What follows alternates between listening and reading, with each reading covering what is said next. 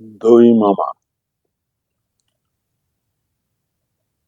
সিংহ মামা, বাঘ মামা সব মায়ের ভাই, তবে কেন দেখে ওদের এত ভয় পাই?